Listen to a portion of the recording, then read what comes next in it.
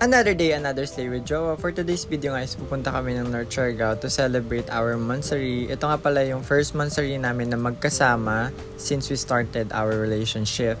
Gumising nga pala kami ng super aga neto para masulit namin yung araw namin. Kasi last mga tour namin, hindi namin siya nasusulit kasi we usually started around 9 or 10 or 8. As you can see nga, medyo mapula pa rin yung bandang chest area ni Jowa dahil sa sunburn. Kaya pinagsando ko na siya dito para kahit papaano is makover yung part na medyo mainit tsaka medyo mahapde.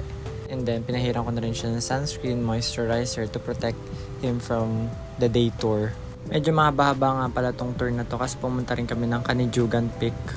First stop nga pala namin tong Pacifico Beach. Marami nga pala nag-aalok dito ng surfing pero hindi namin na-try kasi nga first stop pa lang namin tong Pacifico Beach and ayaw naman naming magala-gala at puntahan yung ibang lugar ng super basang-basa.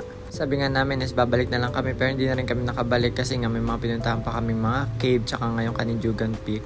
Next stop namin tong Alegria Beach. Napakaganda, napakatahimik, walang tao kaya nakapag-hubad-hubadera si bakla dito. Usually hindi nga pala kami nag-i-stay sa isang lugar ng sobrang tagal kasi nga gusto namin masulit yung buong araw at mapuntahan yung mga lugar na gusto pa namin puntahan.